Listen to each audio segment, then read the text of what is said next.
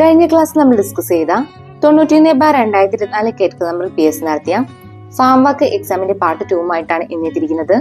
നമുക്ക് നേരെ ക്ലാസ്സിലേക്ക് കടക്കാം.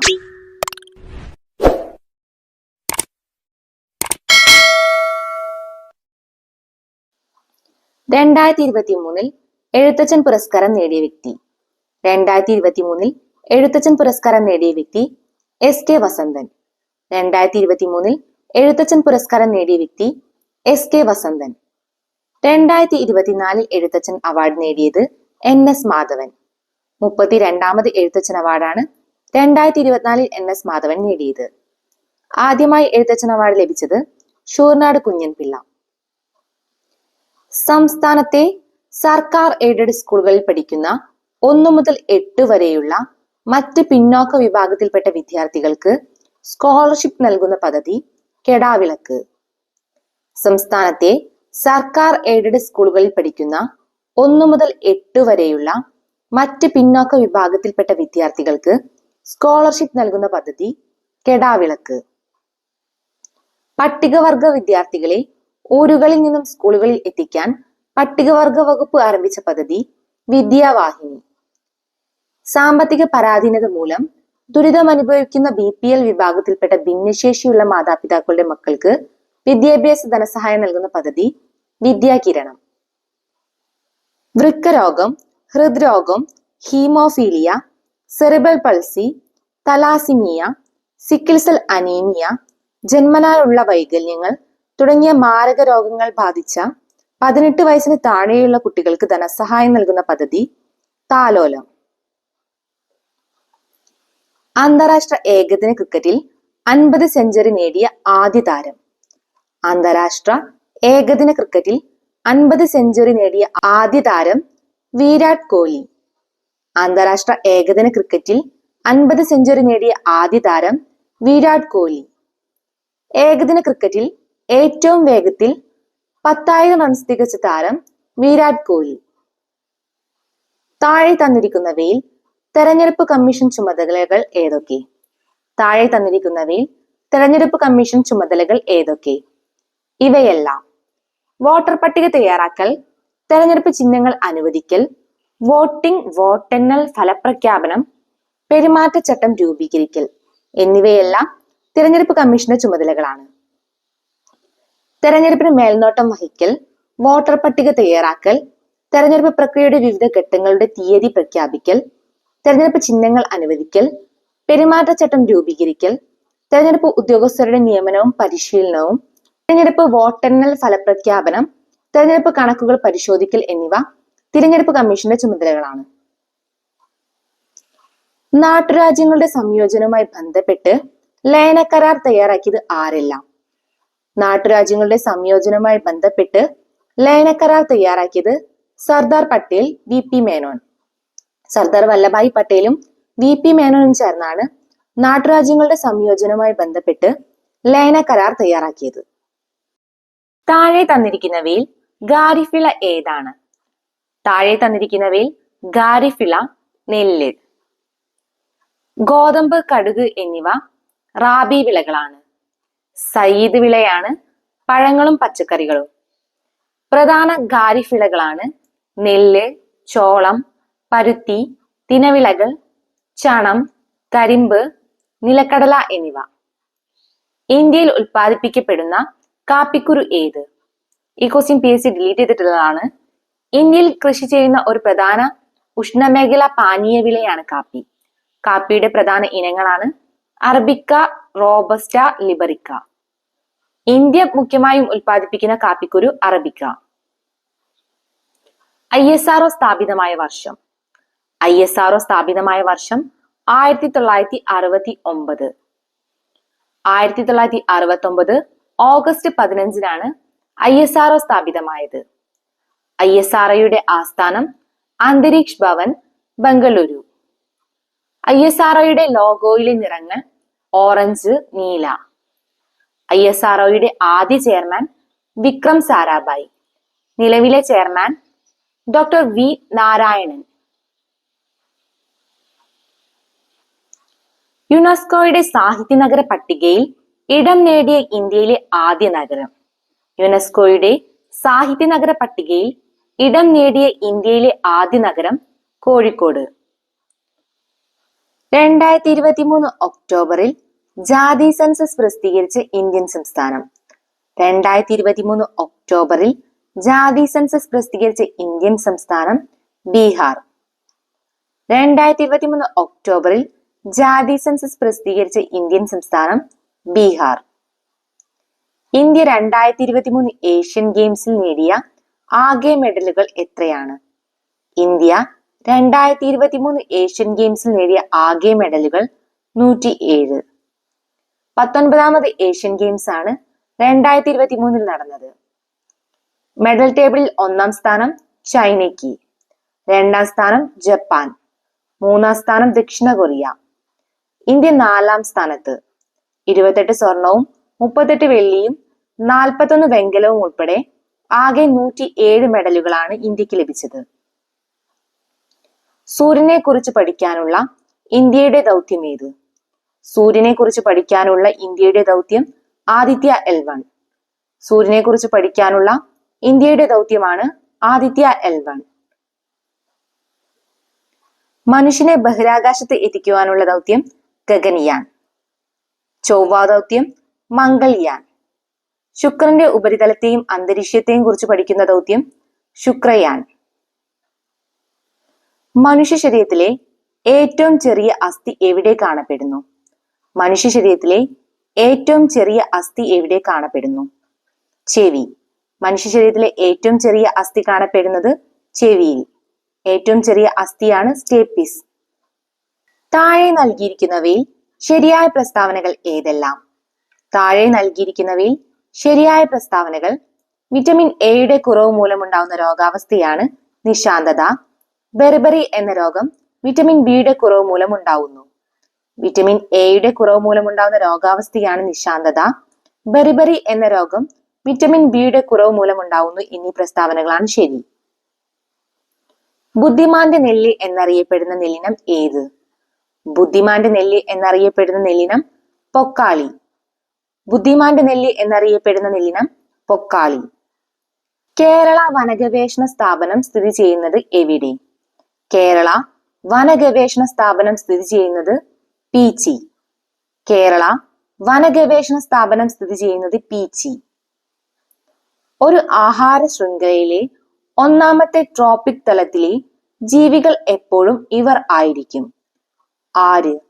ഒരു ആഹാര ശൃംഖലയിലെ 1ാമത്തെ ട്രോപ്പിക് തലത്തിലെ ജീവികൾ എപ്പോഴും ഉൽപാദകർ, അതായത് സസ്യങ്ങൾ.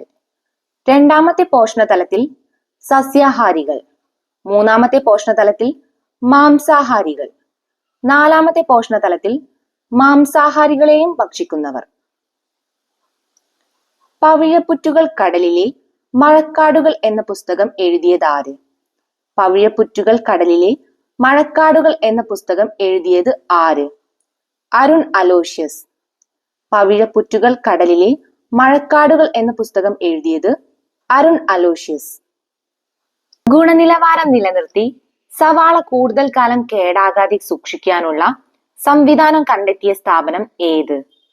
ഗുണനിലവാരം നിലനിർത്തി സവാള കൂടുതൽ കാലം കേടാകാതെ സൂക്ഷിക്കാനുള്ള സംവിധാനം കണ്ടെത്തിയ സ്ഥാപനം ബാർ. ഗുണനിലവാരം നിലനിർത്തി സവാള കൂടുതൽ കാലം കേടാകാതെ സൂക്ഷിക്കാനുള്ള സംവിധാനം കണ്ടെത്തിയ സ്ഥാപനം ബാബ അറ്റോമിക് റിസർച്ച് സെന്റർ. ഇന്ത്യയുടെ ആദ്യ ആണവ ഗവേഷണ നിലയം ബാബ അറ്റോമിക് റിസർച്ച് സെന്റർ. നിലവിൽ വന്നത് 1954 ജനുവരി. താഴെ പറയുന്നവയിൽ ശരിയായ പ്രസ്താവനകൾ ഏതെല്ലാം? താഴെ പറയുന്നവയിൽ ശരിയായ പ്രസ്താവനകൾ ഏതെല്ലാം? താപത്തിന്റെ SI യൂണിറ്റ് ആണ് ജൂൾ. താപനിലയുടെ SI യൂണിറ്റ് ആണ് കെൽവിൻ എന്നീ പ്രസ്താവനകളാണ് ശരി. താപത്തിന്റെ SI യൂണിറ്റ് ആണ് ജൂൾ.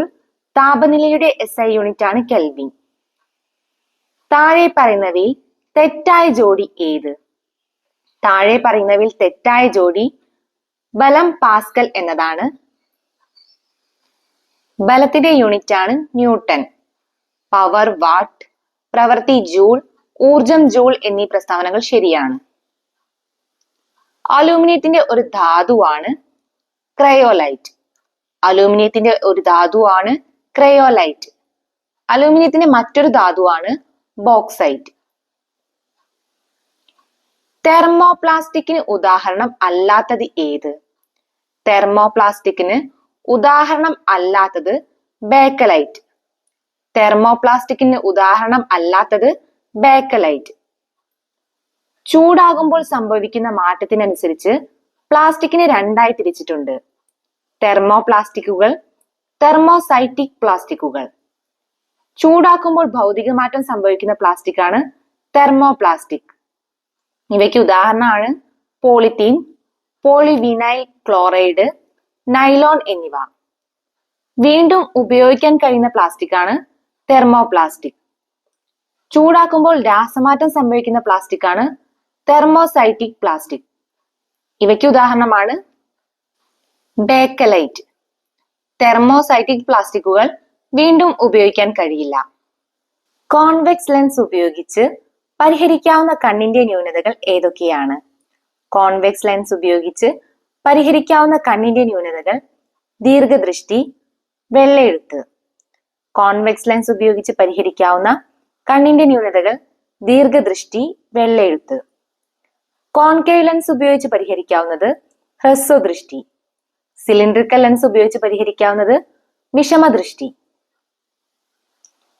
2023 സെപ്റ്റിമിയാസ് അവാർഡ്സിൽ മികച്ച ഏഷ്യൻ നടനായി തിരഞ്ഞെടുക്കപ്പെട്ട നടൻ ആര്?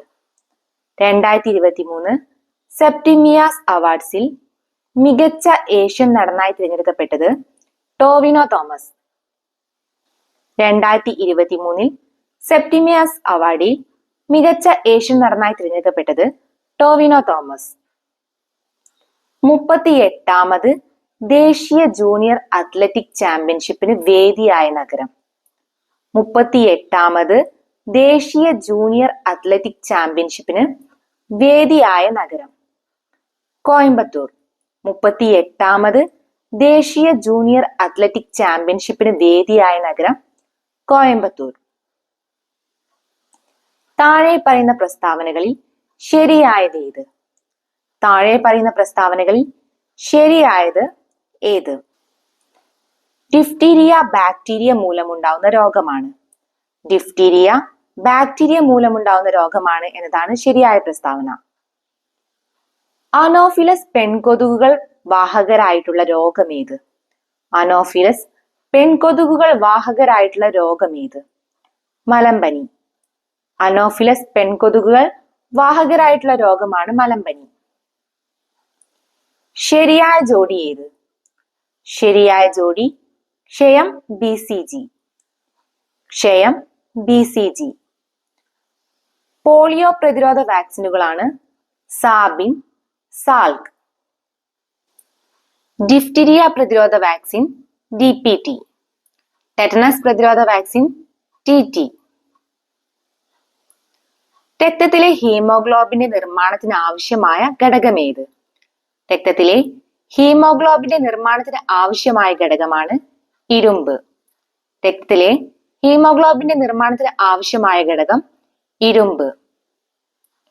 താഴെ പറയുന്നവയിൽ ജീവിതശൈലി രോഗമല്ലാത്തത് ഏത്? താഴെ പറയുന്നവയിൽ ജീവിതശൈലി രോഗമല്ലാത്തത് ഹീമോഫീലിയ. ഫാറ്റി ലിവർ, പ്രമേഹം, പക്ഷാഘാതം എന്നിവ ജീവിതശൈലി രോഗങ്ങളാണ്. താഴെ പറയുന്നവയിൽ അവയവദാനവുമായി ബന്ധപ്പെട്ട പദ്ധതി ഏത്? താഴെ പറയുന്നവയിൽ അവയവദാനവുമായി ബന്ധപ്പെട്ട പദ്ധതി മൃതസഞ്ജീവനി.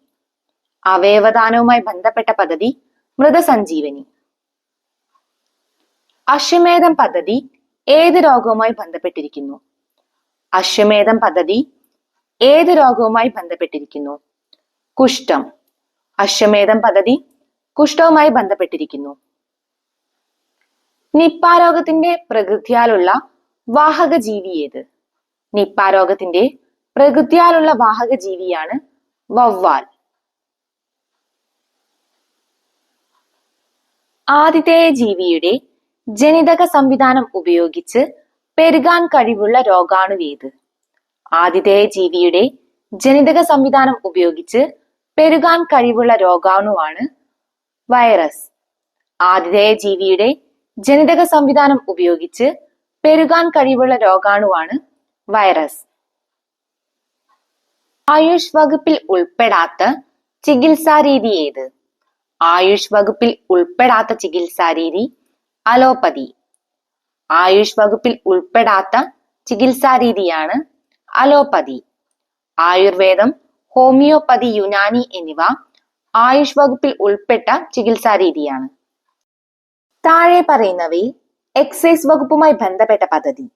താഴെ പറയുന്നവയിൽ എക്സൈസ് വകുപ്പുമായി ബന്ധപ്പെട്ട പദ്ധതി വിമുക്തി. എക്സൈസ് വകുപ്പുമായി ബന്ധപ്പെട്ട പദ്ധതി വിമുക്തി. കേരളത്തെ ലഹരിമുക്തമാക്കുക എന്ന ലക്ഷ്യത്തോടെ ആരംഭിച്ച പദ്ധതിയാണ് വിമുക്തി. Brand ambassador Sachin Tendulkar. സർക്കാർ ജീവനക്കാർക്ക് വേണ്ടിയുള്ള ഇൻഷുറൻസ് പദ്ധതി ഏത്? സർക്കാർ ജീവനക്കാർക്ക് വേണ്ടിയുള്ള ഇൻഷുറൻസ് പദ്ധതിയാണ് മെഡിസെപ്. സർക്കാർ ജീവനക്കാർക്ക് വേണ്ടിയുള്ള ഇൻഷുറൻസ് പദ്ധതി മെഡിസെപ്. ജീവിതശൈലി രോഗങ്ങളുടെ വ്യാപനം തടയുന്നതിന്റെ ഭാഗമായി കുട്ടികൾക്ക് ബോധവൽക്കരണം നൽകുന്നതിനായി വിവിധ വകുപ്പുകൾ സംയുക്തമായി ആരംഭിച്ച പദ്ധതിയാണ് ലിപ്. ശൈശവ വിവാഹം തടയുന്നതിന്റെ ഭാഗമായി വിവരം നൽകുന്നവർക്ക് പാരിതോഷികം നൽകുന്ന വനിതാ ശിശു വികസന വകുപ്പിന്റെ പദ്ധതിയുടെ പേര്. ശൈശവ വിവാഹം തടയുന്നതിന്റെ ഭാഗമായി വിവരം നൽകുന്നവർക്ക് പാരിതോഷികം നൽകുന്ന വനിതാ ശിശു വികസന വകുപ്പിന്റെ പദ്ധതിയുടെ പേര് പൊൻവാക്ക്. ശൈശവ വിവാഹം തടയുന്നതിന്റെ ഭാഗമായി വിവരം നൽകുന്നവർക്ക് പാരിതോഷികം നൽകുന്ന വനിതാ ശിശു വികസന വകുപ്പിന്റെ പദ്ധതിയുടെ പേര് പൊൻവാക്ക്. മൃതസഞ്ജീവിനി പദ്ധതിയുടെ ഗുഡ്വിൽ അംബാസിഡർ ആര്? മൃതസഞ്ജീവനി പദ്ധതിയുടെ ഗുഡ്വിൽ അംബാസിഡർ മോഹൻലാൽ. മൃതസഞ്ജീവനി പദ്ധതിയുടെ ഗുഡ്വിൽ അംബാസിഡർ മോഹൻലാൽ. സുകൃതം പദ്ധതിയുടെ അംബാസിഡർ മമ്മൂട്ടി. 91/2024 കേട്ടറ്റ് നമ്പർ PS നടത്തിയ ഫാം വർക്ക് എക്സാമിന്റെ ക്വസ്റ്റ്യൻ പേപ്പറാണ് ഇന്ന് നമ്മൾ ചർച്ച ചെയ്തത്. മറ്റൊരു ക്ലാസ്സുമായി വീണ്ടും കാണാം.